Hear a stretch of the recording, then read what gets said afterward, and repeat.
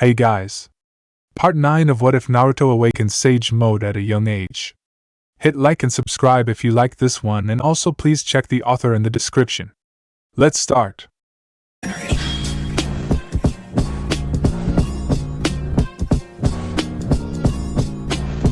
Chapter 19, 20 seconds. My Nindo will be tested. I do not fear, for I am fear personified. I will show no mercy for those who stand against me. Those who wage war on me shall fall.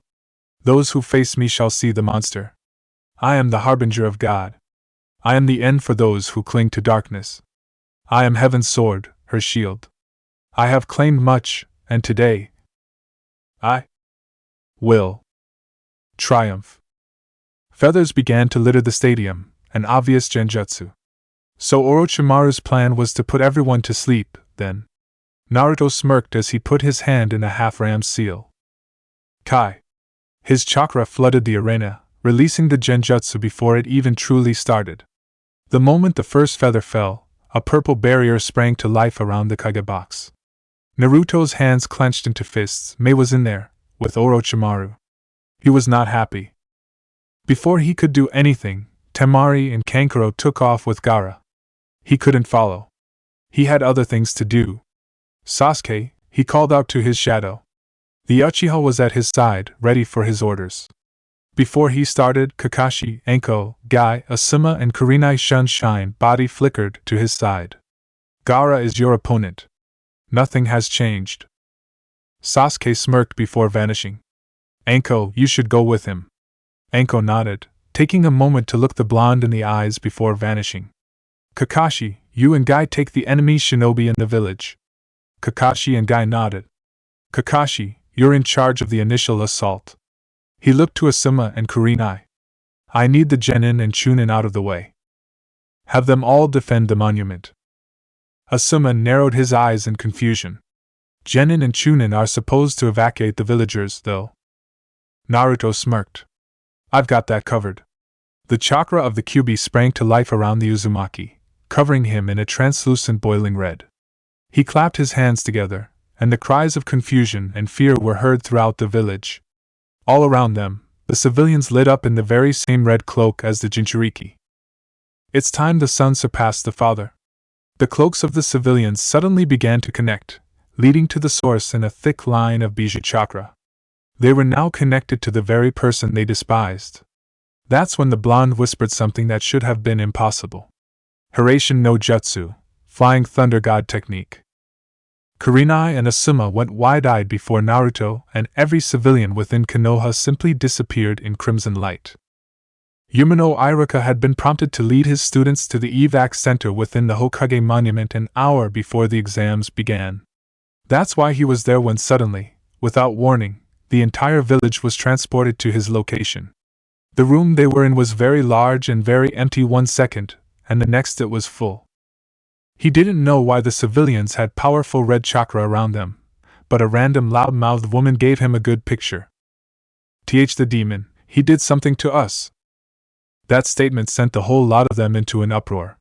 They didn't even think that he had saved them. They automatically went to him doing something sinister to his own people. Iruka scowled. These were the people the bringer of hope protected. These were the people the Kamikage fought for, gave everything up for? He opened his mouth, ready to scold these people like the children they were acting like, but was stopped by the softest of whispers. Thank you, Naruto-san. The voice was small, but it was heard. Getting the attention of the others, all eyes were suddenly on Ayam, the young girl who helped her father with his ramen stand. So you condone the demon, do you, girl? A random man said, his face twisting into rage. He's not a demon. He's our guardian angel. Ayam replied heatedly. She had known Naruto at a very young age, and she knew, without a doubt, that he was truly an amazing person. Not once has he hurt any of us. The man who had spoken up was suddenly quiet before the borderline crying young woman. You people know his moniker. He's the bringer of hope. The other countries are either scared of him, or almost worship him for his greatness, and you just attack him with harsh words when he saves us. Her hands were balled into fists. You're all cowards. Enough, Ayam-san. the demon said. Turning back to where the blonde was, all eyes were on the Kamikage. You cannot teach the blind to see if they wish not to. And I do not hate, or even dislike, the ignorant. He turned to Irika, giving him a nod and a small smile as thanks for what he had been about to do. What's going on, Naruto? The academy instructor asked. Are we being invaded? Oto and Suna have decided to attack our home. By this time, the Genin and Chunin arrived. The attack is being led by Orochimaru of the Sannin. What? Yamanaka Ino shouted, making her way to the front of the crowd. She and Choji were told to protect the villagers. What are you doing here then? You need to get out there and save the village. She's right, Naruto. What's the plan? Choji asked, a little calmer than his female teammate. The smirk on his face terrified the civilians. Men do not fear other men, they fear what other men are capable of. He took in a deep breath. They fear people like me. His eyes turned gold. They fear monsters. Even Choji and Ino gulped. They could clearly feel the chakra the blonde was building up within himself. They could feel his emotions, as if they could see it with their own eyes. The Kamikage was awake. The monster was hungry. And the bringer of hope was excited. The plan is simple, he said in a hushed tone. Death to all enemies of heaven. Before their very eyes, a true monster vanished in a gold flash. As Sasuke rushed through the trees that made up Konoha's outskirts, he smirked as he felt her presence. From above him, Mitarashi Anko leapt down the trees he was running on, keeping the pace he set. Naruto sent you as backup? Sasuke asked, never taking his eyes off of the path ahead. He liked to think that, while watching his front, he never had to look back. He never had to look back at what he used to be, and how he used to feel. Never again. Yeah, Anko said, got a problem with that? She said in an aggressive tone. Nope. Sasuke said, kind of surprising the snake user. Naruto was right. The boy wasn't a little prick anymore. He was a true shinobi, and could actually play nice with others. After a small silence, Anko had to ask the one question that wouldn't leave her mind. So, just how strong are you now? She didn't miss the little smirk on the Uchiha's face. He didn't answer her, which kind of answered her question in a weird kind of way. The kid was probably high Chunin low Jonin levels now. What else could he be after spending an entire month doing nothing but training with someone like Naruto? We're close, he said, his Sharingan blazing to life. Gaara's mine. I don't care about the other two. Anko huffed. Don't go acting like you're the boss of me just because you're Soldier Boy's student. I'm still a Jonin, don't forget that. Again, Sasuke did nothing but smirk. Just how strong was the raven-haired boy? Hiruzen stood next to Mei on the tiled rooftop, staring at the man he had so much hope for in the past. His sickly smile and cold eyes made the old Sarutobi's heart ache. His complete disregard for the home he once claimed to protect forever added age to the Hokage's very soul. Taking a moment to look at the beautiful woman beside him, the god of shinobi spoke, his nerves steeled and his heart forgotten, as was what the shinobi warrior does. Orochimaru, you foolish child, said Snake chuckled. It was a nasty, revolting thing. Ah, sensei, you still know how to make me laugh. His expression then darkened. It is you who is the child. You lack vision, he sighed. Look at you. You're only getting older, aging away. Every time you take breath, you're closer to death. He shook his head. Whereas I will grow younger with every shedding.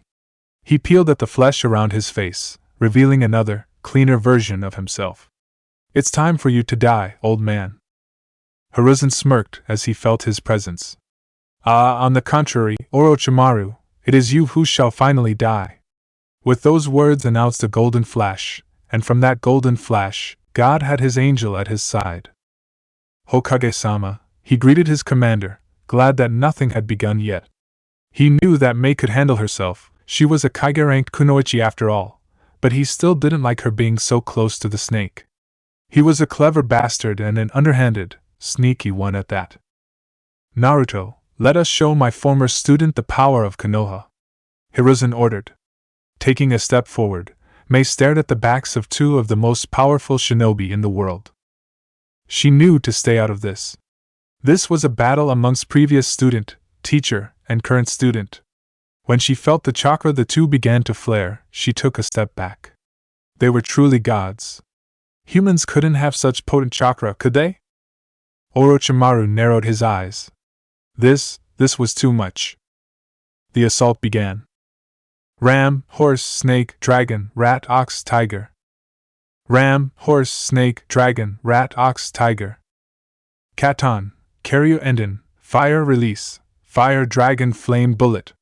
Hiruzen let loose the dragon-shaped jutsu.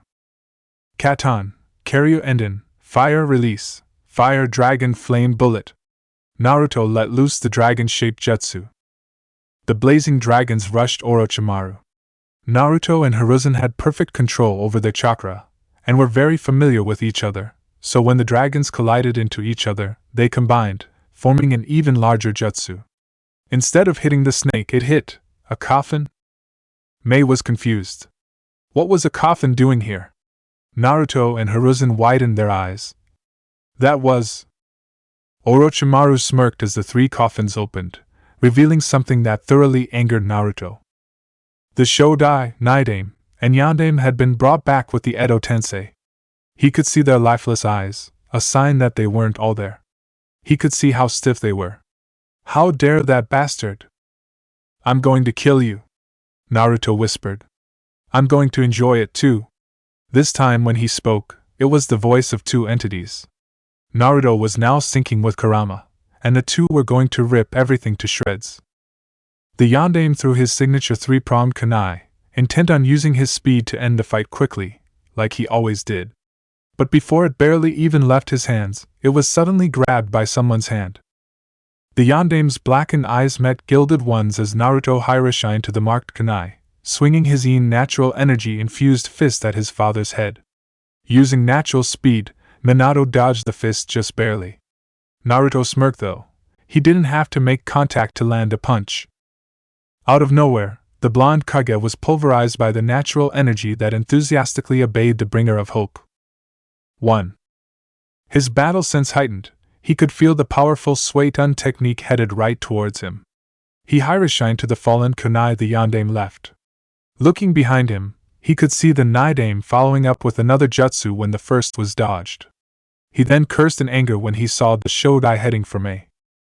Hiruzen was busy with Orochimaru, so that only left one thing. It was a good thing that these three weren't at their full strength, because if they were, it would have been a whole lot harder fighting three of the world's most powerful men. Without hand seals or a word, three Kage Bunshins, shadow clones, appeared next to the blonde. With the Naidame busy with the clones, he could take the main threat. Mei was a powerful kunoichi, but Senju Hashirama was ridiculously powerful even when his power was more than halved, and his techniques placed in the massively destructible category.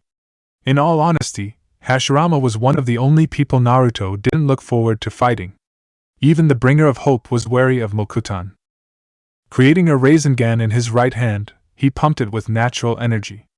He jumped into the air, falling down like a warrior angel upon the second man to hold his Jiji's title. Senpo, Cho Otama Rasengan, Sage Art, Supergiant Rasengan. Looking up, Mei's eyes widened. Seeing that technique up close was a completely different experience than seeing it from a distance. It was massive, and felt as if it would kill anything in view. Mokutan, Hobi no Jutsu, Wood Release, Wood Expulsion Jutsu. Wood from beneath the tiles shot up, forming an intricate wooden dome with the shape of a dragon's face. The oversized Rasengan smashed into the defensive dome that once took a Bijudama without a scratch. When the smoke let up, there was a visible crack. Naruto smirked. Yeah, that really boosted his confidence. Mokutan Hijitsu, Jukai Koten, Would Release, Deep Forest Emergence. From the giant dragon-face dome, branches sprung to life all over the tiled roof. Naruto cursed, throwing a tri-pronged kunai of his own at Mei. When it landed at her feet, Naruto high-shined to it, and grabbed his woman, threw the kunai towards Hiruzen, and high-shined to his side with Mei. The memories of his clones hit him, so he knew that the powerful jutsu was about to be released. Hiruzen and Naruto turned as one, almost like they were mirroring each other, and flew through the seals faster than humanly possible. Suetun, Suedania, water release, water severing wave. Tobirama shot his high-pressured beam of pure water with enough force to kill. Doton, Dorihiki, earth release, earth-style wall. Hiruzen opened his mouth, mud flowing out. As the mud hardened, the three of them were pushed upwards, avoiding the powerful blast of water. After the water was avoided, Naruto continued, Hiruzen not far behind. Doton, Doryu Taiga, earth release, earth flow river. The huge wall of earth they were standing on suddenly shifted, reverting back to mud.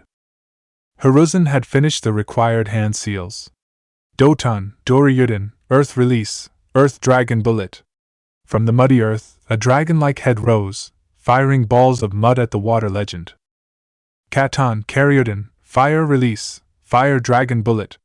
Naruto breathed fire, igniting the earth shot at his commander's previous sensei. Suddenly, the trees that were brought forth from the first Hokage sprang to life, shielding his brother. From behind the powerful wood, they couldn't see the tri-pronged kunai sailing through the air.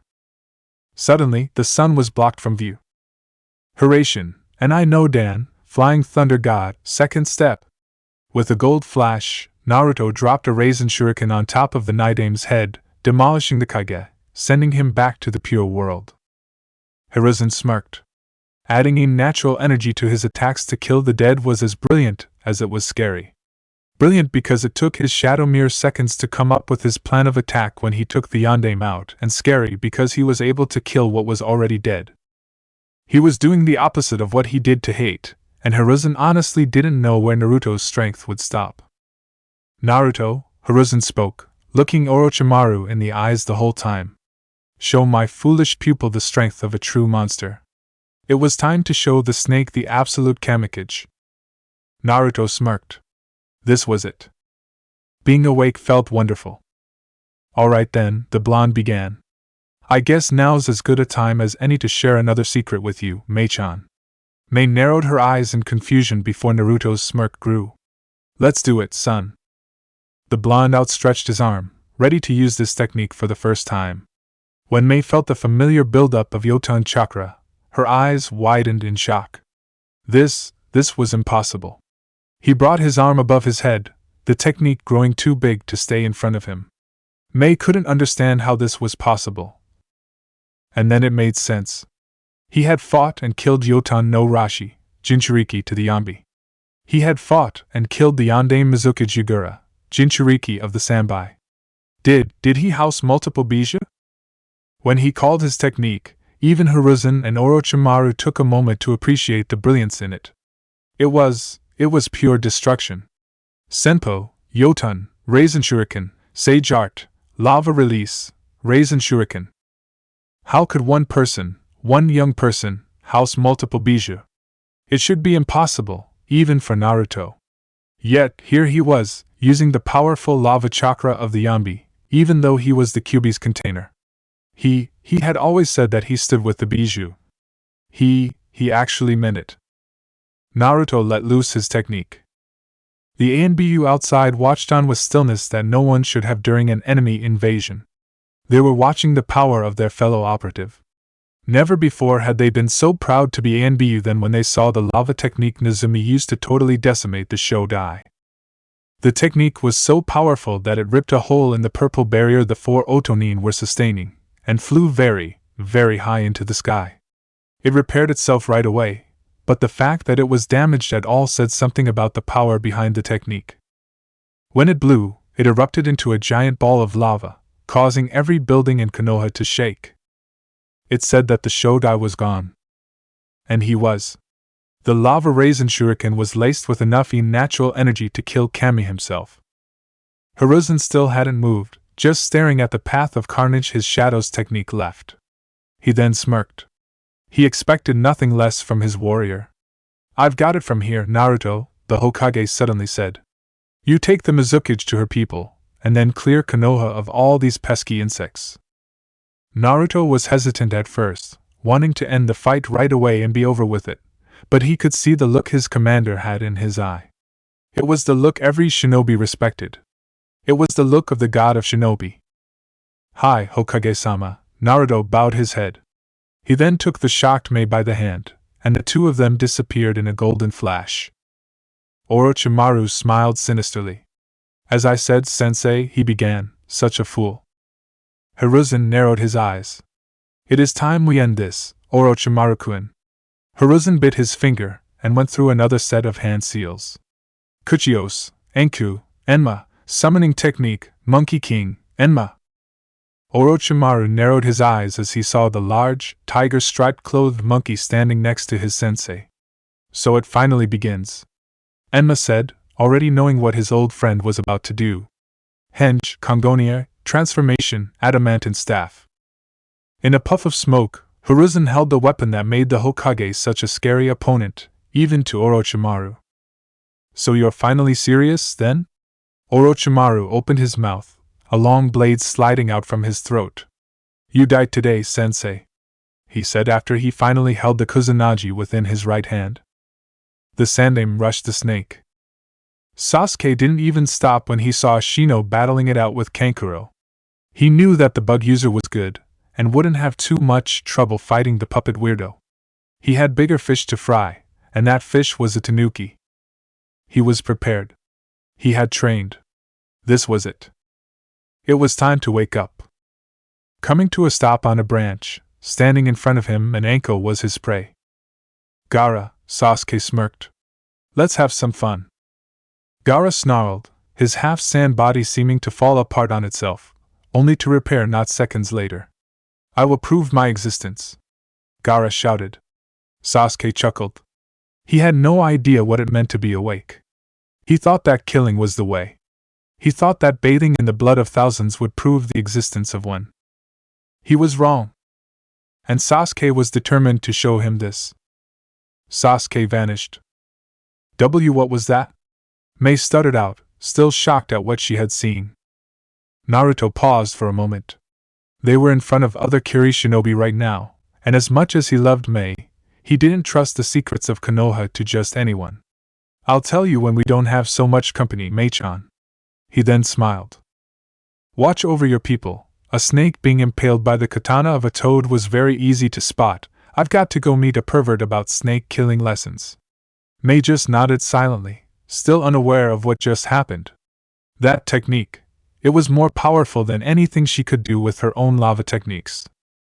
She felt the force, the heat, the power behind it, and it was something only. It was something only a god could create.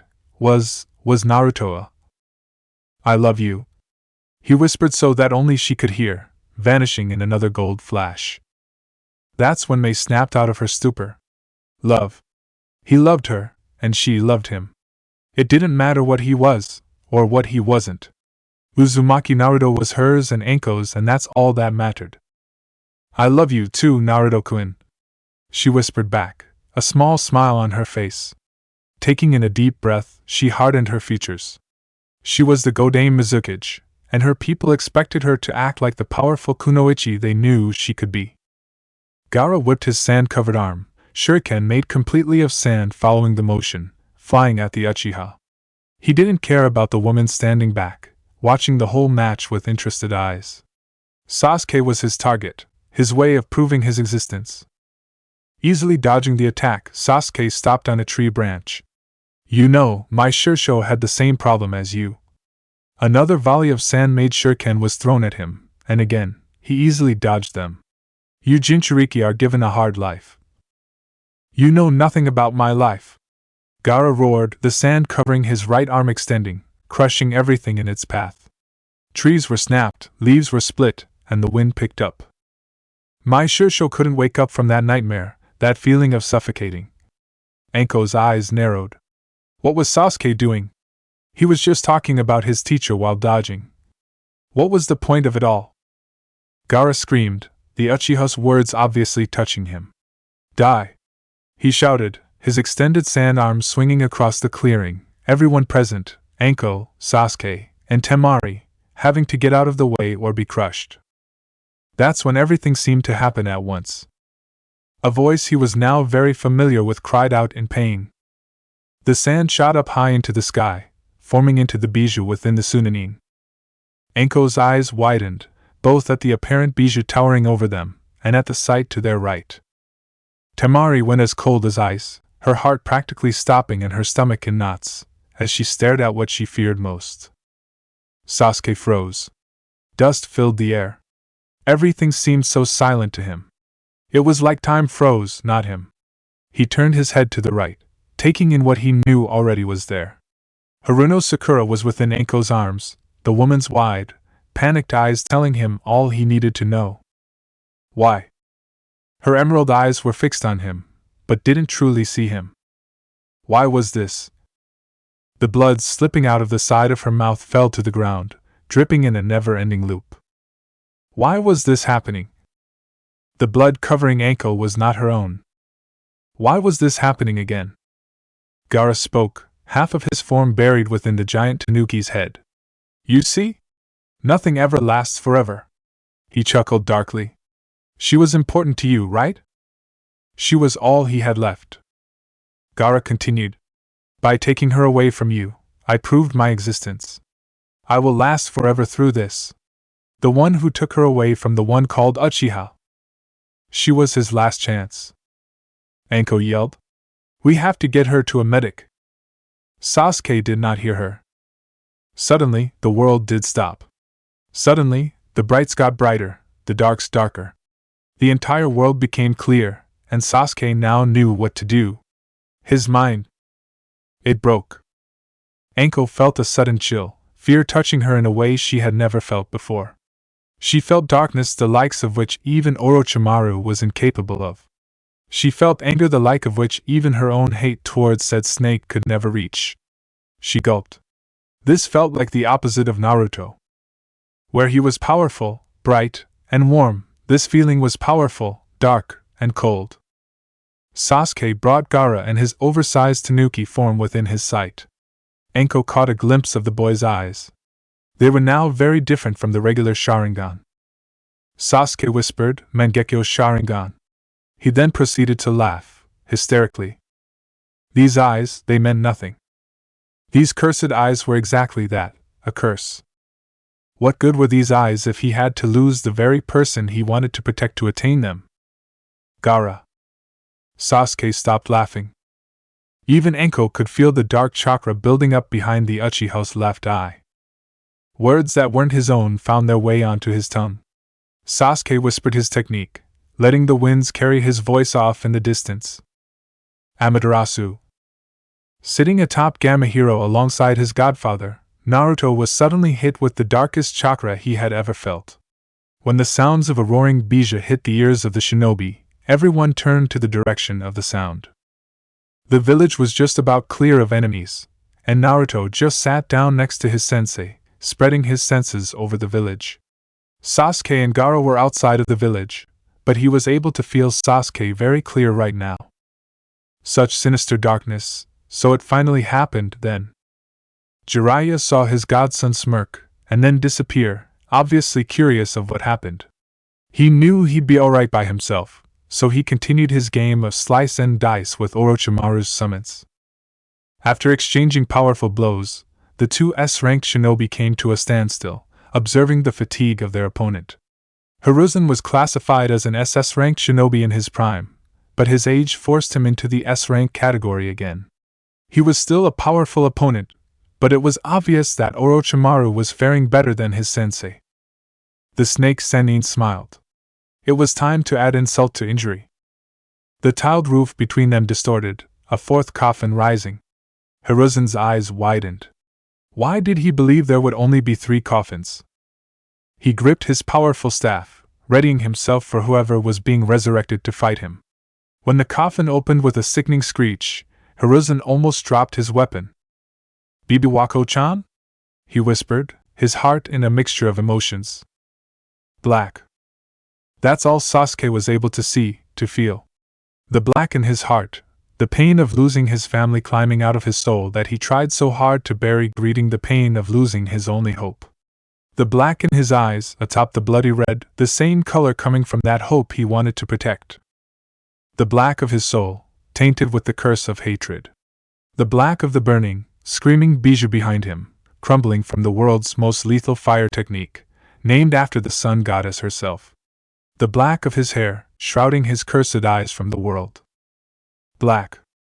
Sasuke. That was Naruto's voice. Shusho, he whispered back, knowing the bringer of hope could bring the colors back. He knew his friend, his greatest friend, his only friend, could get rid of the black. He was terrified of the black. That is not Sakura. And just like that, color found its way back into the world. What? He asked. He raised his head to look at the body within Anko's arms. He caught a glimpse of the smirk on Naruto's face, before witnessing the pink-haired girl disappear in a puff of smoke. All the Genin and Chunin are guarding the evacuation center. He put a hand on the startled Uchiha's shoulder. Sakura is at the monument, he smiled, she's safe.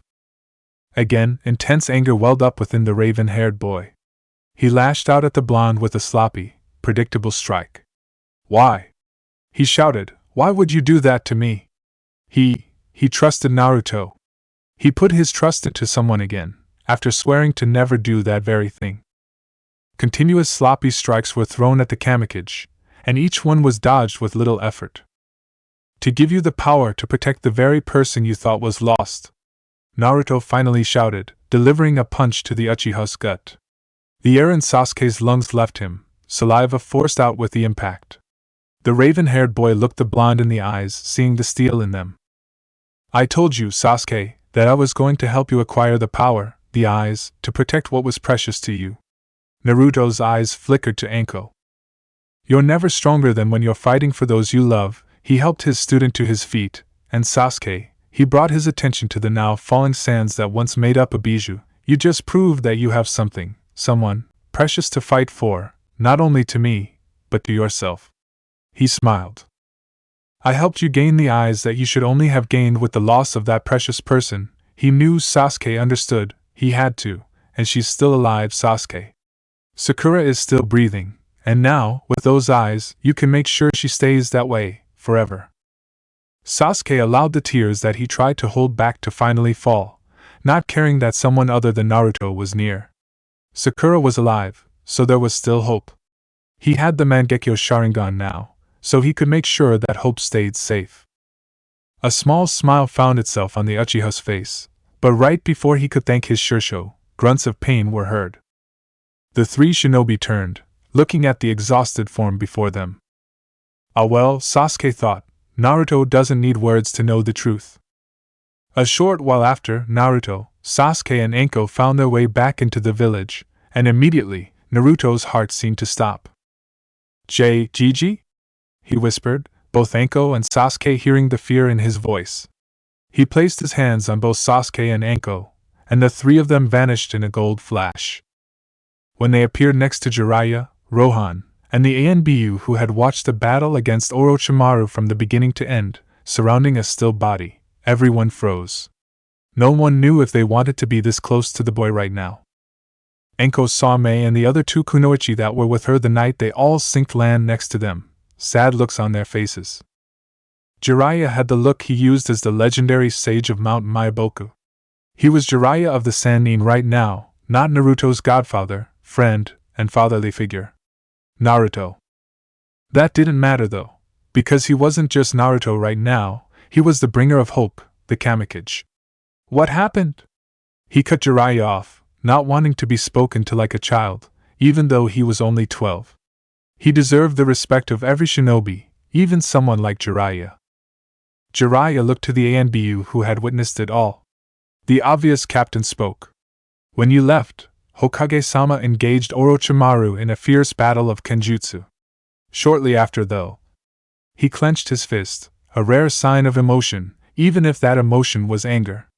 Orochimaru had a fourth coffin prepared. Naruto's face was emotionless. Orochimaru summoned Sandaime-sama's wife, Biwako-san. Naruto's control slipped for a fraction of a second, revealing the enormous chakra he was building up within his coils, causing most of the shinobi, even the ANBU, to whimper. Jiraiya was the only one who showed nothing at this, but only because he had felt stronger bursts than this in the past. The ANBU continued, if hesitantly. Hokage-sama was struggling emotionally to fight his own wife, but was eventually able to subdue her. He shook his head. That's when Hokage-sama was stabbed through the back with Orochimaru's blade. Naruto's breathing kept a slow rhythm. He knew he couldn't finish the fight, so to make sure Orochimaru couldn't continue the invasion, Hokage-sama used the Shiki Fujin. For some reason, Orochimaru was not sealed, but his arms seemed to petrify. Jiraiya stepped in. He probably couldn't take the entire soul with him, so cut off the use of his chakra. He sighed. Hiruzen-sensei's gone, Naruto. The blonde was silent. His face did not betray anything about how he was feeling. His posture said nothing, almost like he was no longer in his own body. No one spoke, not wanting to interrupt whatever the bringer of hope was thinking. That is, until Sasuke put a hand on his Shusho's shoulder. Naruto turned to face the Uchiha, his eyes meeting a smirking Sasuke. He gave his friend a look, and nodded his head in an understanding manner. You once told me 2 things that made me respect you more than anything. Sasuke began. You said that, for the Hokage, for the god of heaven, you'd fight the Shinigami itself. He smirked again, chuckling. I didn't believe you, not until you told me the most important thing about you. Naruto smirked, surprising the other shinobi around him. Sasuke and Naruto uttered the words at the same time. I never go back on my word, that's my ninja way.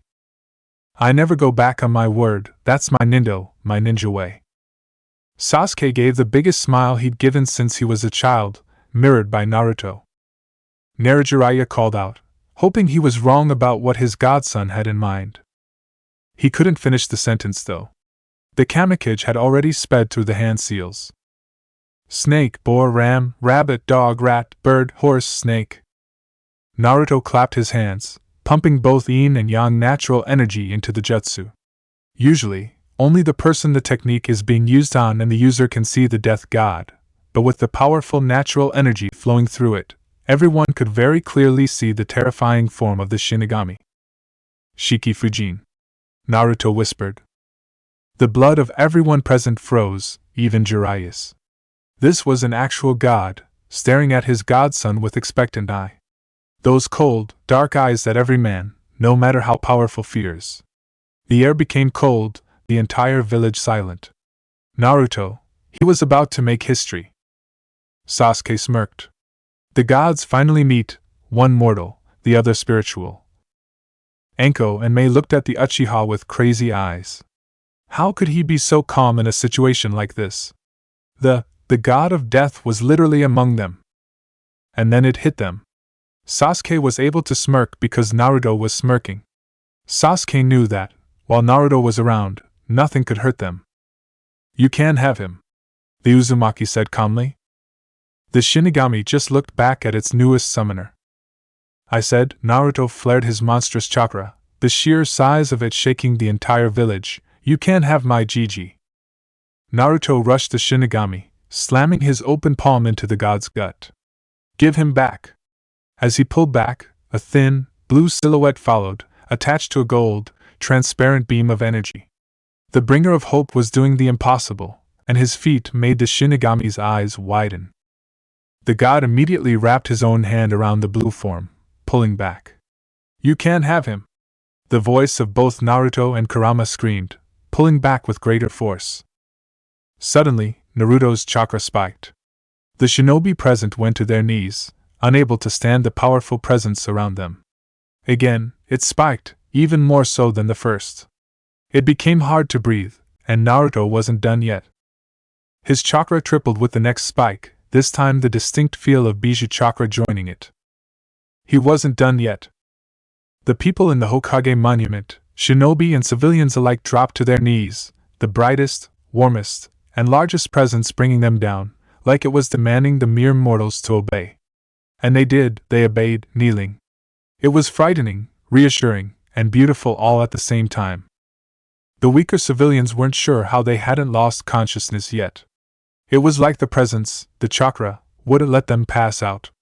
It was commanding them to witness its awesome power, commanding them to recognize it. The chakra had a will of its own, and that will wanted to be heard.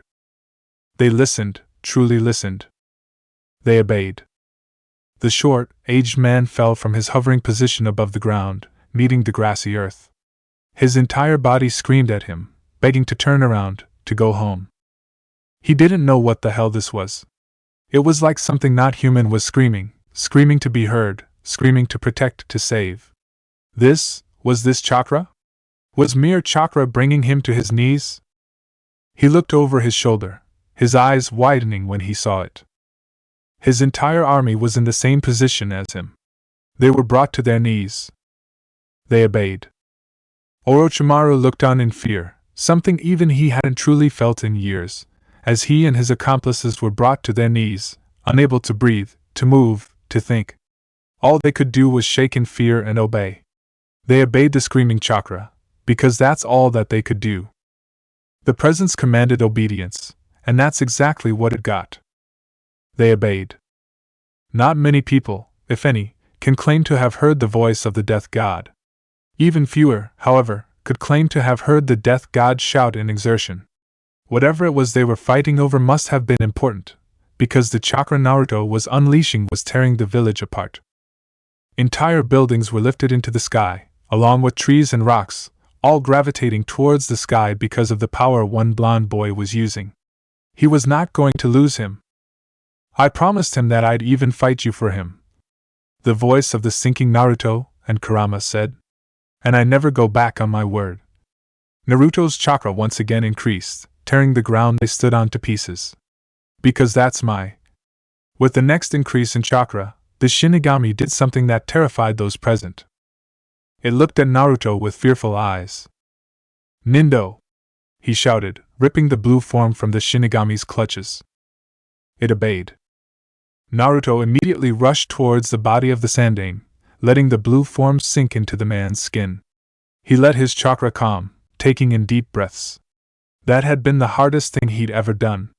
He fought the Shinigami in a battle of wills, and won. As he panted, trying to catch his breath, his eyes never left his Gigi's body. After a solid minute, it looked as if nothing was going to happen. That's when Mei opened her mouth to console the blonde. And Naruto? This voice did not belong to Mei. Naruto gave his commander, his god, a small smile. Sorry, Gigi, but Konoha still needs you. He chuckled at the Sandaime's unbelieving expression. I told you, right? He asked. I'd fight the Shinigami if it meant protecting you. He gave a sloppy salute. I am ANBU forever. The ANBU present followed their fellow operatives' example, saluting their commander. Hiruzen looked back around, surprised to be back in the world of the living. You, he whispered. He then smirked. Thank you, Naruto-kun. Naruto smiled, nodding his head, completely ignoring the looks of shock and disbelief of those who had witnessed what had just happened. He then gave off a low growl. But it looks like we aren't done yet. He sighed. The Tsuchikage, he's leading an army here. He looked his Hokage in the eye. He could tell that he wasn't completely okay. He had made sure to keep the healing factor down, so that he wouldn't almost kill himself. The wounds Hiruzen had weren't serious, but they were definitely no laughing matter. Your orders, Hokage-sama? Hiruzen snarled. Hadn't they had enough? Spare the Tsuchikage, he said. And the others? Naruto asked. Ashi appeared next to the Hokage, picking him up with gentleness no one his size should be capable of. The old Sarutobi looked at the faces of the Hokage, those before and the one after, and then closed his eyes, his mind made up. Death to all enemies of heaven. Naruto smirked before turning around, and slowly making his way to the village gates, the others following. There was something hypnotic about him. It was like he was still calling out to them, like he wasn't done with what he had to say. His will was not finished, not yet. The people inside the Hokage monument followed, obeying the overpowering will. The shinobi scattered across the village followed, obeying the overpowering will. Everyone followed, the overpowering will screaming to be heard, to be obeyed, to be seen, felt. There was no disobedience at this very moment. Every man, woman, and child walked with only one purpose. They were all connected, following what was absolute, what demanded respect. At this very moment, every mind was united under the power of the Kamikaze's will. It was tired of being ignored, of being slandered. They would know after this, though. They would never speak to its master with a sharp tongue again. Never again. Without even realizing it, Naruto brought peace to the people of Konoha. Suddenly, Naruto stopped, just outside the village gates, causing the entire village that was following him to halt. He closed his eyes, breathing in the ash-laced air. He took the moment to gather more chakra, a huge majority of his reserves just floating throughout the village. The people following him closed their eyes, able to feel the warmth that was circling their home. The essence of a god covered heaven in a blanket of security. His chakra hummed, causing some to sway back and forth peacefully, enjoying the serene, calm feeling. And then it stopped. Those who had closed their eyes opened them, confused as to why the beautiful feeling paused. Naruto clapped his hands. Before their very eyes, the blonde everyone called a demon lit up in a golden cloak, black markings running up and down his body. The power behind his new form washed over them like a tidal wave, a different kind of feeling. The warmth, the brightness, these things were still present, but there was another, something sinister underneath. Again, the beauty and brilliance was felt, but the fear, the rage that wasn't a huge part of the last time he raised his chakra to this point was now in equal amounts. A rage that spoke of loneliness, of caged spite screamed in equal volumes of the peace and warmth. There was a terrifying beauty to it, one that made no one want to disobey it. It was screaming for them to stay behind it, to stay safe, to watch. They were to spectate, nothing else. They were to witness the power of their guardian, their angel, their sword and shield. Once again they obeyed. A short moment later, Inoki, the Sandaime Tsuchikage, met the terrifying gaze of Uzumaki Naruto, son of the most famous mass murderer in existence. Naruto smirked. "You find this funny, child?" Inoki asked, not caring about the gilded cloak the boy was wearing, nor the feeling his gut was making for even looking the boy in the eyes. "I have an army with me, and we are going to burn this foul place to ashes." That's all the old man was allowed to say, before his whole world was turned upside down. Naruto snarled, raising his right leg slightly into the air, his knee bending. He then roared, the voices of his family syncing with his own. He brought his foot to the ground, hard. "Son Goku!" he shouted. Inoki's eyes widened. From his foot, lava rushed out, shooting towards Inoki and his supposed all-powerful army. Before it got too close, it split, starting to encircle the Iwa. There were shouts of panic and fear as the army of 1,000 strong was trapped in a cage of rushing lava, constantly encircling them.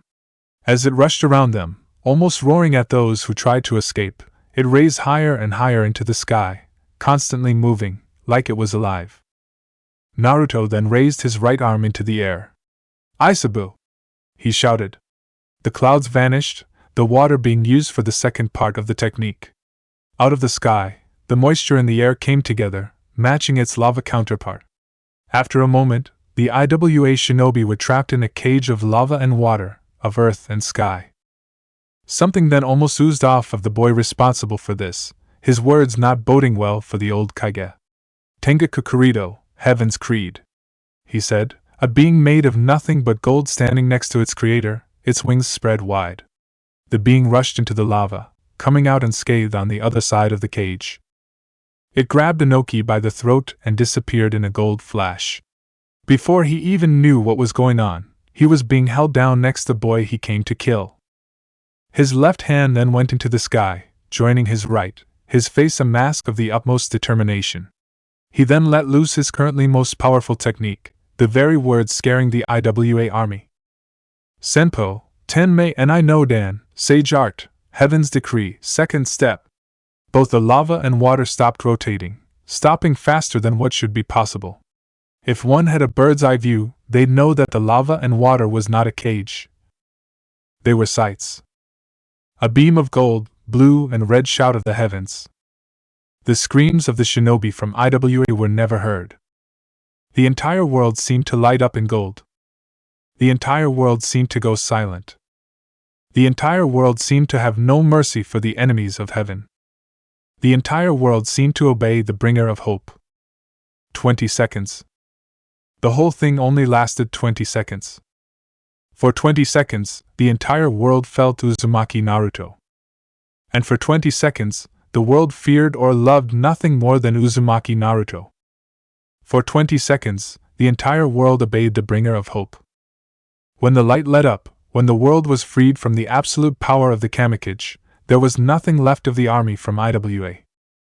They were gone. Naruto smirked.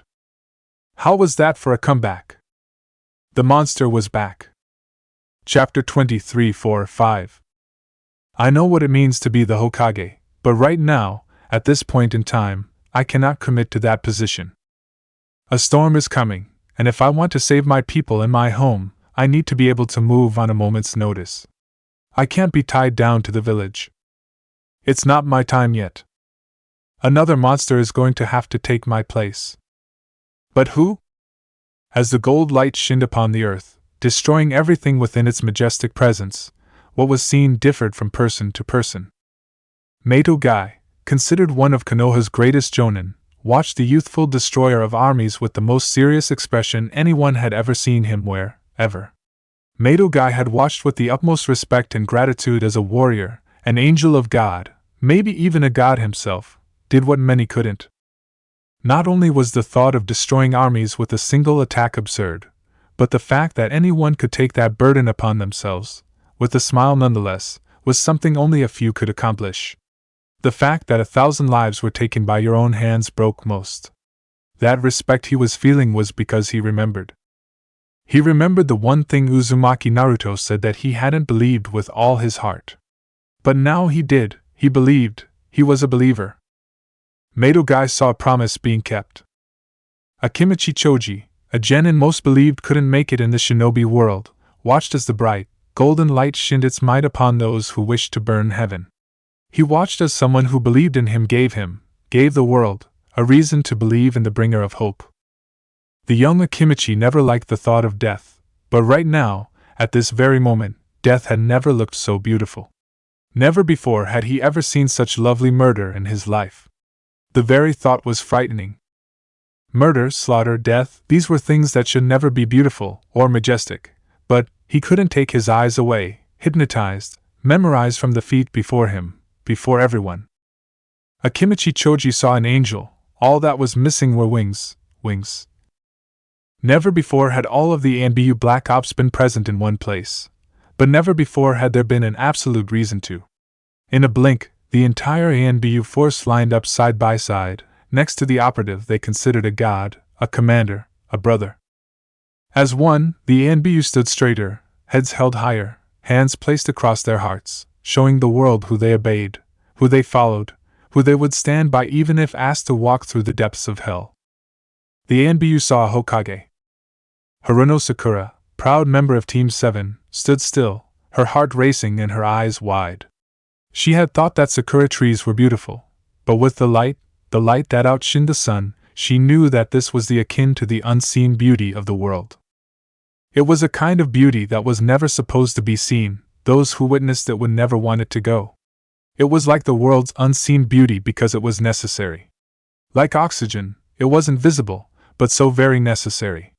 And because of the necessity, it was considered beautiful, or at least it was in her family. Haruno Sakura saw necessary beauty. Mitarashi Enko, snake summoner and jonin of Konoha, watched with glazed eyes as her lover, her man, did what made her fall in love with him in the first place. He was saving her, saving everyone, from wickedness. He was protecting what was his, Konohagakure. Her heart beat faster and faster, witnessing the fall of an army. Mitarashi Enko saw her knight in shining armor do what he was born to do, protect. Hatake Kakashi, ANBU legend and second greatest jonin of Konohagakure no Sato, watched with his precious Sharingan in awe at the gilded destruction. His eye, gifted to him from his best friend, was capable of only seeing a portion of what the technique was. He had heard about the Tsuchikage Jintan, but he knew, even without seeing the dust release, that this was far superior. It didn't destroy on a molecular level, it completely erased from the earth.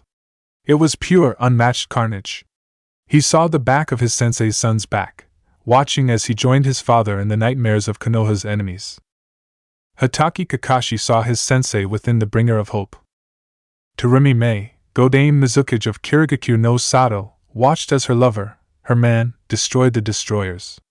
She had never before seen such a brutal, powerful attack. The gilded carnage made everything she was capable of seem like child's play. She was of a different village, a different nation. She should have been terrified of the gold-covered shinobi before her, the entirety of Konoha's ANBU at his side, but she just couldn't feel fear towards him. She was his, she belonged to him now. She knew it, he knew it, hell, even Anko knew it. Nothing mattered now. Konoha and Kiri were allies, and what she saw in front of her brought happiness to her heart. She was the Mizukage, and he would most definitely become the Hokage one day. Terumi Mei saw peace between nations. Yuzuki Yugao, ANBU captain of Rohan, the Hokage's personal elite, watched the golden pillar from heaven descend upon the enemies of Konoha to her brother's left, being one of the many, or all, ANBU that stood with him. She watched as her brother screamed, shouted, cried at the world, demanding to be noticed, to be heard. He was done with people doubting him, treating him like he wasn't a monster, like he wasn't the god that he was. She saw her brother stand against those who wished harm on his people, his home, with a monstrous smile marring his face, his slit, gilded eyes filled with excitement. She saw as her brother became something he loved being. Yuzuki Yugao saw her Ototo wake, and show the world what a monster really looked like. Naro Shikamaru, genin of the genius Nara clan and son of the greatest tactician since the Nidaime Hokage, watched as the world's greatest monster felled the army that wished to burn Konoha to ashes. His life had been a lazy one, his prodigious mind not caring to be seen like something more than he was. He was a quiet slacker, looking for brilliance in the world around him. And at this moment, he was witnessing what he had looked for his entire life. The majestic, golden light that shone down from the heavens like an angry god, washing the lands of the darkness that plagued it, was, in a word, brilliance. Nara Shikamaru saw the wrath of Konoha, the brilliant, ingenious wrath. Gekko Hate, skilled Tokubetsu Jonin and fiancé of the Bringer of Hope's sister, watched the world's greatest shinobi do what he did best. There was no doubt in his mind that the Bringer of Hope would protect Konoha from every threat, foreign or domestic. He saw as his brother-in-law did what he had to for the safety of their people, his fiancée standing alongside him. It was an amazing sight, watching a god crush demons with the entirety of the ANBU standing by him. It was awe-inspiring. Gekko Hate saw the unifying force that was the Bringer of Hope. Anoki, Sandaime Tsuchikage of Awagakure no Sato, was forced to watch as his army, his people, were slaughtered in an instant, in a blink of an eye. He watched as the sky opened and the gods roared. He watched as the son of a butcher became the butcher. He couldn't break free from whatever it was holding him down. He didn't want to call it what he knew it was, because that would mean it was true. It would mean that the very angels were under the boys, if he was truly a boy, command. Anoki saw the heavens open angrily, and then, he saw them speak. Jiraiya, the toad sage of Mount Myaboku and legendary Sannin, watched with an expressionless face. On the inside, he was just as still. He was seeing Minato's son do just as he did. The baby that he held in his arms was carving his name into the soil, imprinting his name in history as a legend, as a god that would destroy the world if asked by his commander. He was witnessing his godson take off the mask he wore, showing the world the monster, the absolute power heaven commanded. He smiled. Jiraiya saw a monster that he was proud to call family. Uchiha Sasuke, student of the Bringer of Hope, watched his Shursho with a wicked smirk on his face. This was what, at least to them, living was for. He knew that his sensei was awake, and that he was enjoying every second of it. His people were behind him, his ANBU comrades beside him. It was truly a sight that would be remembered. He felt the power, the heat behind the blast. He watched with excited eyes as his sensei showed the world why Konoha was considered the greatest of the five. He watched as his sensei showed the world what was to come. Uchiha Sasuke saw the introduction of monsters to the world. God help them all. Hokage-sama has named you the acting Hokage, Uzumaki Naruto. Mitokado Hamura announced. As of this moment, you are the Hokage of Konohagakure no Sato. He continued. Lead our village well. Naruto was standing among the village council, a mixture of shinobi and civilians. It had been a few hours since Naruto sent the IWA army into oblivion, and a lot had transpired since. His first act was to free the Tsuchikage. Hiruzen wanted him to live. He was to watch, to witness both the absolute power of Konoha and its mercy. Konoha, even though they didn't have to, wanted peace, not dominance. They couldn't, however, allow the trespasses against their village to go unpunished. They were, no matter how peaceful, a shinobi village, and shinobi had to do the ugly work that protected the people. Now, with so many of the Tsuchikage's men killed, and his life spared, IWA, and all of Tsuchi no Kuni, would know that if they chose to defy the treaty between them, they would be demolished. Hokage-sama, Yuritane Koharu, an elderly woman, began. I must ask, what exactly was that technique you used on the foolish IWA shinobi? Her face was serious. She knew more about the Kamikage than most, along with her fellow elder, as they were Hiruzen's oldest friends and teammates. She had no problem accepting Uzumaki Naruto as the Hokage. He was the best answer. He was the son of the Yondaime, said to be the greatest of the Hokage. He was Nezumi, the greatest ANBU operative Konoha had ever had. He housed multiple bijou, and apparently had full control over them all. He had been given the position by the Sandaime, a man who would slit his throat with a smile on his face if it meant saving the village. He was the student of Jiraiya of the Sannin and Hatake Kakashi, a powerful shinobi renowned for his skill. Yes, the elders respected the bringer of hope, seeing him as the best shinobi fit for the Hokage mantle. Naruto smirked, liking the title and how curious everyone seemed to be in his nation killer. He began. Hokage-sama asked me to create a technique that would ensure that Konoha stayed safe. If a shinobi army reached our walls, I was to activate the technique and eradicate the forces. He paused. And if they were to ever breach our walls, and take the village from us, I was to crush Konoha. The eyes of the counselors widened. You developed a jutsu to destroy your own home? Koharu asked. Her wrinkled skin wrinkled further, her brow furrowing. Naruto sighed, but nodded his head nonetheless. Hi, he continued. Heaven is only heaven if God is in possession of his throne, is it not? He asked, rhetorically. Heaven shall only belong to God, and that is the simple fact. Koharu looked to Hamura, the two gulping slightly before the conversation was continued. What exactly was it, Hokage-sama? Hyuga Hayashi asked, showing his approval of the decision of Hokage. Naruto smiled, nodding at the man in thanks for his subtle approval. Senpo, Tenmei and I know Dan, Sage Art, Heaven's Decree, second step, Naruto began his explanation, is a technique only I can use. He decided to get everything out on the table. When I first joined the ANBU, I encountered Yotan no Rashi and Han of IWA. Koharu and Hamura nodded, Hiruzen having told them as much. I was able to kill Rashi, but before he died, he made sure Han was able to escape. The council was silent, a little scared of the blonde now that they knew he killed an experienced Jinchuriki when he was so young.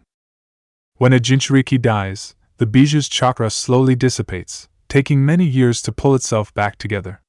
His hands clenched. It is a painful experience the likes of which humans could never withstand. After killing Rashi, I could feel the Yami's pain, and I decided to stop it. Enter Danzo. You absorbed the bijou into your seal. He thought out loud. Naruto eyed the leader of the foundation with confusion. Danzo had been silent, even about Naruto taking up the Hokage mantle. And his empathy was picking up something unexpected. Danzo approved. The old war hawk saw no one, not even himself, as a better shinobi for the position.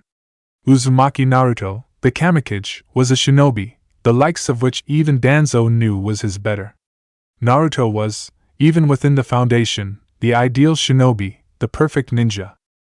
Any doubt that Danzo had about the young blonde was crushed, erased, thrown away when the mighty, 1,000-strong, IWA army was annihilated. Yes, Danzo would call Uzumaki Naruto Hokage, no matter what their past was like. He was a Konohagakure no Sato veteran, and he knew, without a doubt, that the bringer of hope was born to be the Hokage. He was actually, and this was the creepy part, happy. In his mind, a shinobi who was more than worthy finally took up the hat. Danzo would follow, to the bitter end. This changed things. Yes, he replied. After successfully absorbing the Yambi, Hokage-sama and Jiraiya-sensei asked if I could do the same with the other Bijou. Danzo nodded, already knowing where this was going. So you went to Mizu no Kuni, promising to free them from the Yandame Mizuki's idiocy. Danzo, contrary to popular belief, did not support Yagura's regime. It was moronic. The boy was killing off the bloodlines of his country.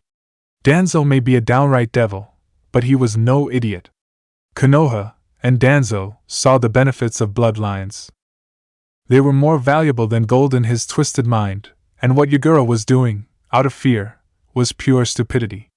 Your main objective was to kill Yagura, and take the Sanbai from Kirigakure. He actually smiled. And it worked? He asked.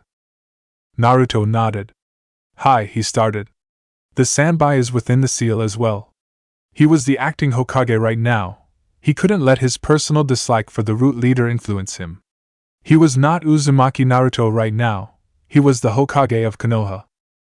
And all three Bijou willingly obey you? He asked. Danzo was very excited. Uzumaki Naruto was even greater than the Yandame. Naruto ignored how the question was worded. The Bijou have agreed to fight alongside me. He began to explain. It was time for the world to know where he stood. I am a vessel for the Bijou. All are welcomed, and all are my family. Danzo was silent. Every Bijou. Under the command of Konoha. Yes, Danzo was sure that Naruto was the greatest Kage born.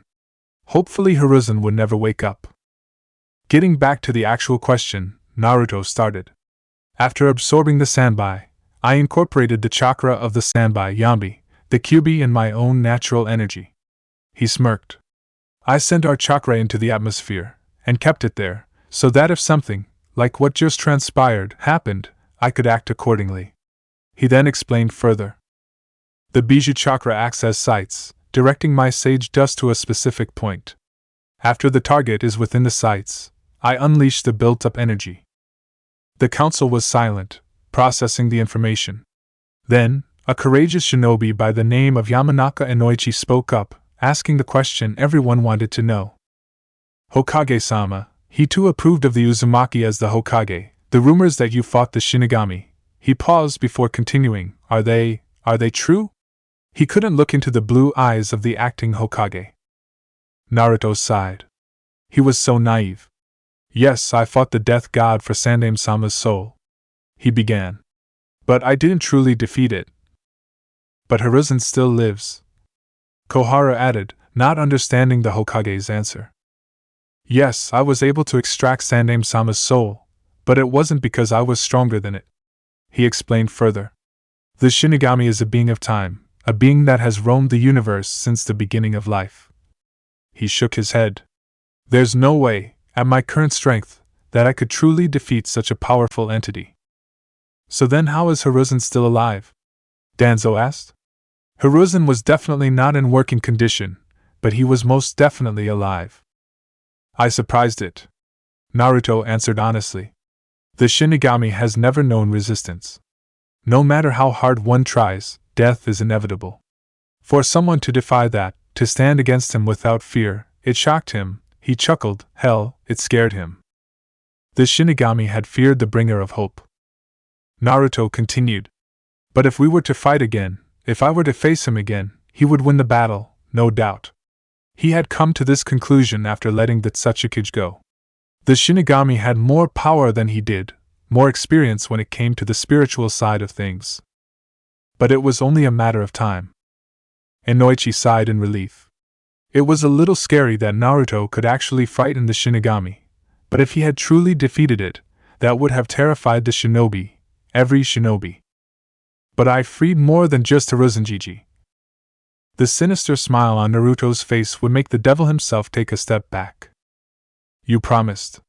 Kurama's voice called out in his head after they felt it. While sinking, they felt each other on a level that defied the mortal world. They were no longer a powerful human and a powerful Bijou. They were one entity, something not human or Bijou. They were transcended. I know, Kurama. Naruto replied to his partner, his brother. And I never go back on my word. The entity that was Naruto and Kurama smirked, reaching into the great gut of the Shinigami, secretly pulling out a legend. Suddenly, there was silence, the kind that stung the ears. Suddenly, there was no Shinigami, no world-shaking battle of wills, nothing. And then, from the silence, a whisper of a voice spoke. And Naruto? They smiled. The door to the council chambers slowly opened, and Naruto smirked. Yes, Uzumaki Naruto was adept at producing the impossible. The moment he walked into the room, Hatake Kakashi and Jiraiya of the Sannin on each side of him, the council lost their breath. Their eyes went wide, and their hearts stopped. The shock in the room was almost palpable, and even the stoic Shimura Danzo was not capable of hiding his surprise. This was impossible, even for someone like the Kamikage. Council of Konoha, I, Uzumaki Naruto, hereby step down from the Hokage position, and move to reinstate this man, this legend, as Hokage once more. He smiled, looking at the sun-kissed hair and azure orbs of the man before them. The fastest man alive, my father, Namikaze Minato. Standing in the middle of two of the world's current most famous shinobi was the shinobi, the most famous man to have lived. He was the greatest shinobi from Konohagakure no Sato, and his name still struck fear into the men and women who even had the pleasure of glimpsing at his skill, his ability. He was faster, stronger, smarter, better than all other shinobi before, and after for the matter, him. He would have gone unopposed if it weren't for his son, a shinobi that had joined his father as a truly fearful monster. He was Namikaze Minato, the yellow flash of Konoha. He was back. How? Hamura asked. The Yondaime Hokage smiled. Well, he began, it's kind of a strange story. He replied with his right hand scratching the back of his head with a sheepish expression. Hey, Tusan. Naruto smiled a monstrous, terrifying smile that made the great Yondaime gulp a little. What's going on? He asked, pushing past his small shiver of fear, before pushing it off, knowing that this person was his son no matter what. Why are you here? He was fearful still of this, though. Were you sealed within the Shinigami? His voice was even a little shaky. No matter how powerful a man was, no matter how battle-hardened, a father was terrified when it came to their children's safety, a good man, anyways. Naruto, or was he Kurama, he still couldn't tell, smiled again, revealing their sharpened teeth. It was truly a sinister smile for a monster. Nah, they began, I'm here to save Hiruzenjiji. Minato had felt the Sandaime's presence a few minutes ago, but even that was being drowned out by the overwhelming feeling of raw, godlike chakra that was all around him, like it was engulfing him in its light. How a presence could be so warm and bright also feel so cold and dark was beyond him. Again, a terrifying smile marred his son's face. And I promised a friend that I would return something that belonged to him. Naruto's gilded arm. Minato just realized that his son looked like he was on fire with orange and yellow, reached out and touched his chest. Kurama, the Kyuubi no Kitsune, a force of nature, or more appropriately, a destroyer of nature, closed his eyes. He had waited for so long, 13 years to be exact, for this moment. He considered himself Naruto's friend, his partner. But now, as Naruto fulfilled his promise to him, he swore his loyalty, his everything to the human. He took another few moments to let it all sink in, and when he was sure everything was finished, his eyes shot open, the bloody crimson slits greeting the world, a world he would burn to ashes if Naruto asked. Kurama then did something he hadn't done, not like this at least, in years. He slammed his powerful arms on the ground, his powerful legs following, and raised his proud head. He opened his giant maw, and sucked in as hard and long as he could, and then he roared. Kurama roared at the world, the Shinigami, IWA, any enemy of Naruto's. He roared at the heavens, demanding they obey Naruto, demanding that the world listened. Naruto's chakra peaked. The mortals had to have at least turned their heads toward him, they demanded it. Kurama was whole again. Tusan, Naruto's voice called out, snapping the hypnotizing feeling he was put under. I'm not a very selfish person. He could tell that his son's voice sounded desperate. But, may I be a little? Just this once? Minato, a man who loved the idea of fatherhood, swallowed hard, holding back the tears. His son, his child, was asking him if he could have something. He wished Kushina was here. "Hi, Naruto," he said, "you can?" Naruto's gilded, slit eyes met his father's blue ones, and kept them for a few seconds before Minato felt pain, the likes of which he never felt before. But he was a soul, he didn't have a physical body to feel pain. His eyes opened, when had he closed them? And he saw black. He could feel the shock, the almost religious emotions coming from the council. Konoha was, and this was not arrogance but fact, invincible with 2 yellow flashes. One was enough to end entire wars in the blink of an eye, but 2. I then told Jiraiya-sensei and Kakashi and I to help Tusan. I knew that the Hokage's body is always preserved, and if I concentrated on the healing factor, I could make his body operational again when I sent his soul. Naruto explained. It took a few hours to get him up and going again, but it worked. He looked at his father. I brought him back. Naruto knew that if he used the healing factor twice, he'd undoubtedly die, so he could only use it on his father, knowing that his body was in worse condition than his GG's. But now, they had to figure out how they could heal the Sandaime, who was still in critical condition, only holding on by the strength of his will. Minato smiled at his son. This was still confusing to him, but he was just so happy to be with his child that he couldn't really care. Jiraiya cleared his throat before speaking. Minato knows nothing of the shinobi world now, and even though I don't doubt his skill, we need someone who can fulfill the needs of the village as of now. He started, getting the look from his godson. Sorry kid, but you know it's true. He turned back to the council. And Naruto is needed in the field, especially with the Akatsuki getting so active. He shook his head. None of us, even Kakashi, are able to commit to the title. We need someone who can dedicate everything to the job. Kohara frowned. She, and just about everyone on the council, in the village, the country even, would love to have any of these 4 legends as the Hokage, but Jiraiya was right. If there was an organization out there that even someone like Jiraiya was wary of, then it wasn't something they could ignore. The 4 men before them needed the freedom to move around, to hunt, and the Hokage title would make that impossible. So, the aged woman asked the question on everyone's mind. And who are you suggesting? Jiraiya smirked. In his mind, it was so simple, so obvious that there was only one person out there that was perfect for the Hokage position at this time. There was many wounded, the Sandaime being one of them, and they desperately needed a healer. Naruto, while able to at least control when his subconscious incorporated healing energies when he brought the dead back to life, was not yet able to tap into the actual method his will used. He was no medical nin, by no means. It was definitely something he'd be training in the future, but they needed someone, now. Since the Shodai, since Senju Hashirama, there has only been one medical nin whose name still makes enemies of Konoha flinch. There was only one ninja that could take the title of Hokage and lead the village in the way it needed at this point in time. She was perfect, so that's why her name left Jiraiya's tongue. Tsunade. The god of aim stood on one of the metalheads that adorned the skyscraper he used as his personal base, his fabled eyes containing wary. Yesterday, when, he knew it was chakra, but admitting it made it terrifying. When the chakra, the overwhelming, omnipotent presence was pushed onto him, onto everyone, with all the delicacy of a sledgehammer, he had actually felt fear. Fear was something he was not used to, not anymore at least, and the fact that mere chakra alone made his heart pound faster than what was healthy in terror was disconcerting. There was no doubt the presence, the terrifying feeling that clouded the entirety of the elemental continent was Uzumaki Naruto, Konohagakure's bringer of hope. Never before had he thought that the plan could be stopped, that he could be opposed by someone with greater power than he would appear.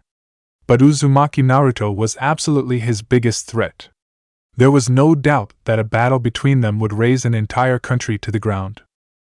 And he was not as arrogant as he seemed. The self-proclaimed god knew that the Jinchuriki of the Kyuubi was his equal, maybe even his greater, and his odds of survival were smaller than the boys'. He needed something more, an extra edge. It gave him a nasty feeling in his stomach, but he knew it was the truth. He needed that man's assistance. He needed Orochimaru. He was silent, his breath the only noise in the small room he was shown to. He waited for the person that truly understood him, the person who truly knew what he felt. He was taught that he was a demon, but that's not what he wanted to be. He wanted to be something more terrifying. He wanted to be a monster, and Uzumaki Naruto had promised him this. Gaara waited patiently for the shinobi he now called Shursho in the room of said shinobi's lover. Flashback. A small smile found itself on the Uchiha's face, but right before he could thank his Shursho, grunts of pain were heard.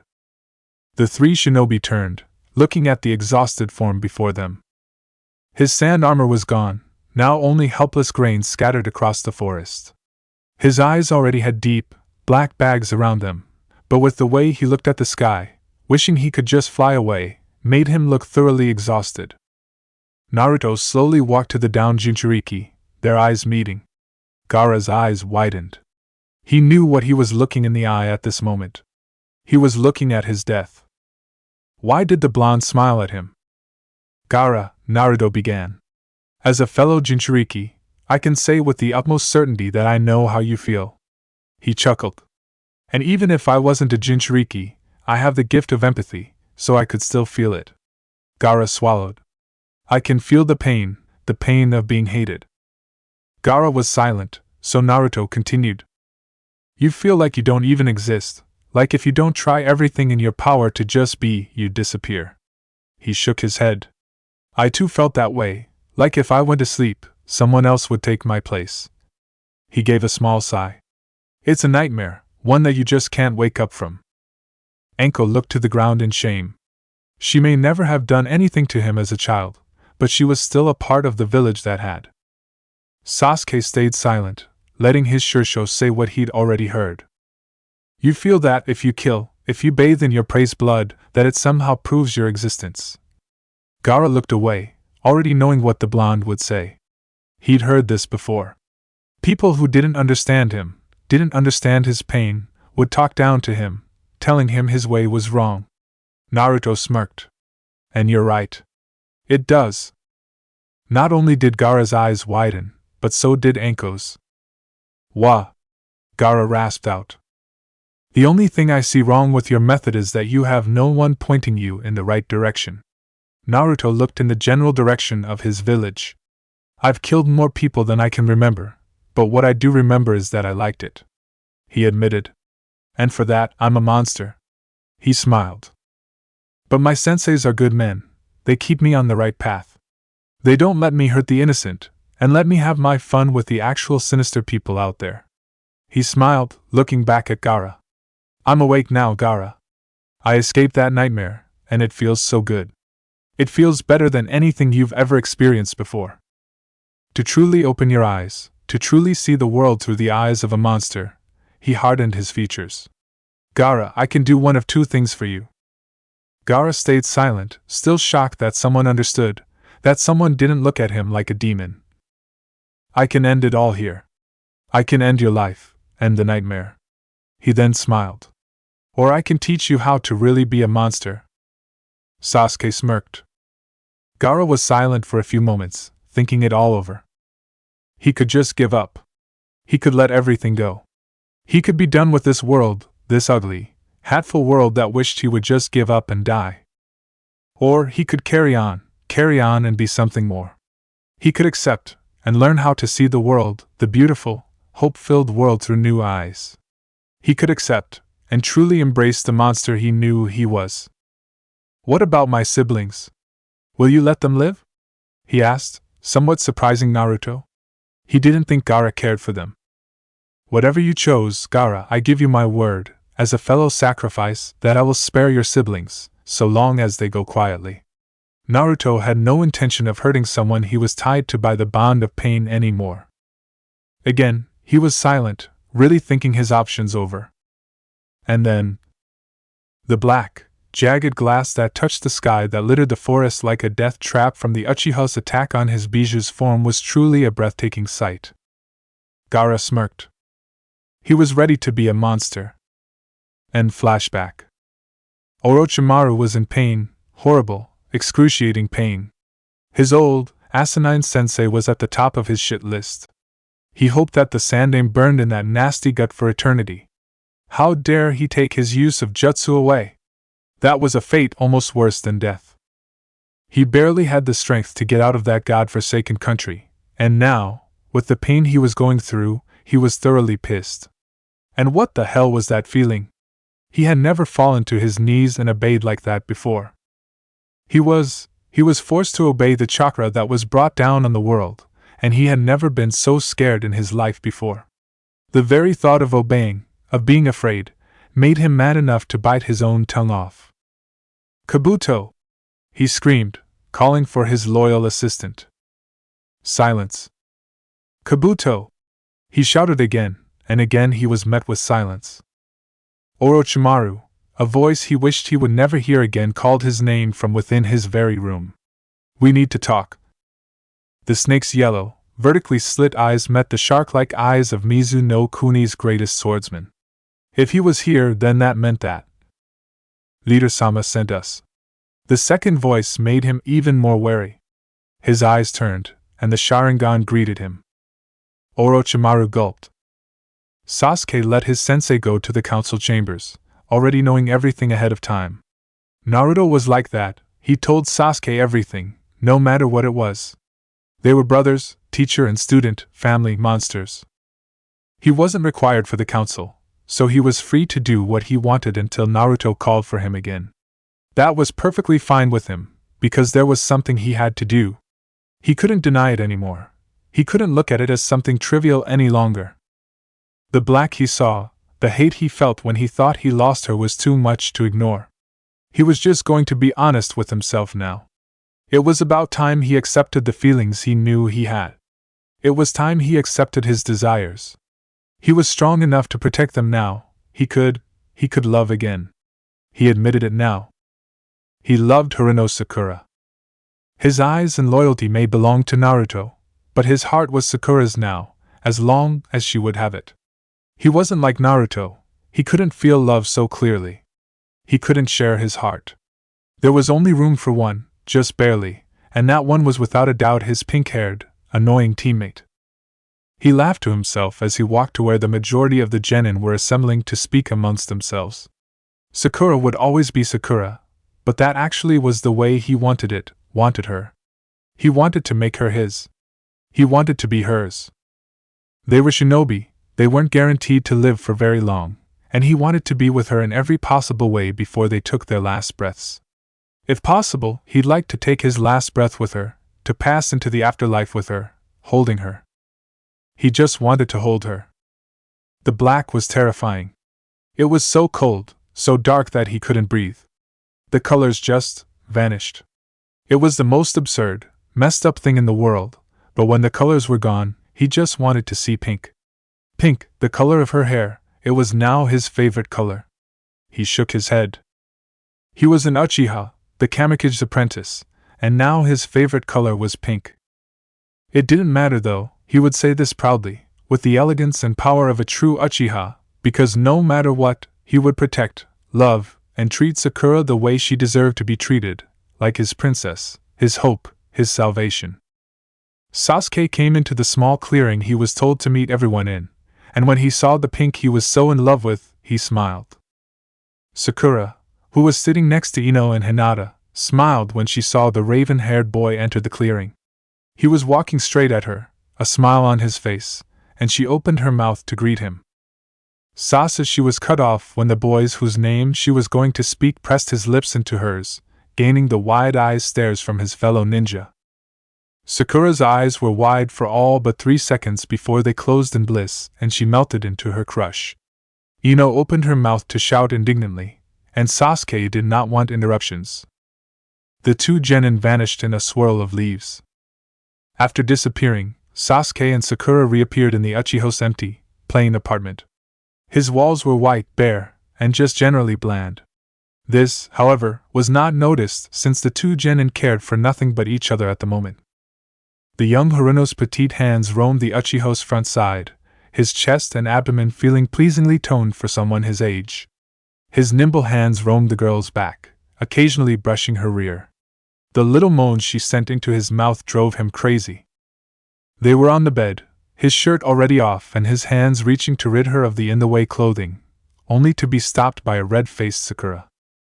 Wait, Sasuke-kun. She whispered, unsure. What's going on? Why, she let the sentence hang, but it was obvious what she meant. The raven-haired boy was silent for a moment before he smiled, something the pink-haired girl was not used to from him, a genuinely happy smile. When I lost my family, Sakura flinched, I made sure to rid myself of love. I never wanted to feel that again. I never wanted to love someone so that I'd never have to feel the pain of losing them again. He didn't care how weak he sounded right now. He needed her to know. But I was shown a different way. Again, Sasuke smiled at the girl underneath him. Naruto helped me gain the power to protect the ones I love. But why me? She asked weakly. She had been ignored and made fun of by him until recently. Their little dinner date was dreamy, but they hadn't even kissed. At the end of it she felt as if it was something he was forced to do. It was somewhat humiliating. By the time I gained this power, this drive to love, I had already pushed everyone away. All that was left was desperate fangirls. Sakura's blush intensified, knowing that she had been one of his biggest fangirls before Naruto talked some sense into her. That meant that either you, or Ino, were my only choice. Sakura looked a little hurt. Had he chose her randomly? I chose neither, because love is something I believe is important. Sakura narrowed her eyes in confusion. Sasuke continued. But then I was shown that, unlike Ino who likes me for my looks and whatever else she likes me for, you, Sakura. He leaned down, his breath tickling her ear. You actually love me, he whispered into said ear, and by unknown means I have fallen in love with you, too. Sakura was silent, so he continued. During the invasion, I thought you died. This shocked the kunoichi. I broke inside. He admitted. I felt so cold, so dark, and I just wanted to hold you, for you to be alive. He brought his left hand up and placed it on her head. And now that I have that chance, I'm never going to let go of you, he finished. Sakura didn't say anything. She just lifted her arms and allowed Sasuke to pull her blouse up and over her head. Sakura had small, almost non-existent breasts that she was very self-conscious about. Sasuke's onyx eyes roamed her milky skin, not the bit disappointed at what he saw. A woman's body, no matter what shape or size, was beautiful, and Sakura was no exception. A wet tongue rubbed one of the cherry blossom's pink nipples, eliciting a pleasured moan. Sasuke and Sakura lost themselves in each other's flesh. Now, Naruto had never thought that this particular situation would ever pop up in his life, and he was sure that he'd rather it be that way. However, it was happening, and there was nothing the seven shinobi, including him, could do about it. It was indeed an awkwardness that he had never thought possible, since key factors for said awkwardness were missing for 13 years. He only had himself to blame, though. His own knack for the impossible was what created this situation. It wasn't like he didn't want what was currently happening to happen, he just didn't quite know what to do with it. Yugao's death glare wasn't helping any, either was Erosenen's perverted, smug grin that was mirrored by Kakashi's eye in the form of his signature eye smile.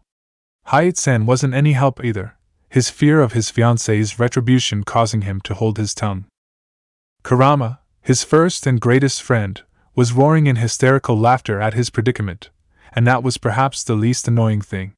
His father had been introduced, and after the good 2 hours of shock and explanations, they had finally been able to get to the reason behind why the 7 of them were gathered, or reasons, that is. The Kamikage had completed, flawlessly, over 100 S-rank missions, and he had done so without fear.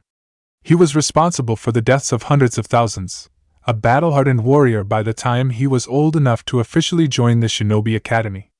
All of his feats, his accomplishments were nothing compared to this, nothing. It was a little nerve-wreaking, and it made him think if this was what everyone felt like when in a possible life-or-death situation. His father, to his credit, just sat on the sofa in Yugao's apartment, giving the gathered men and women a polite smile.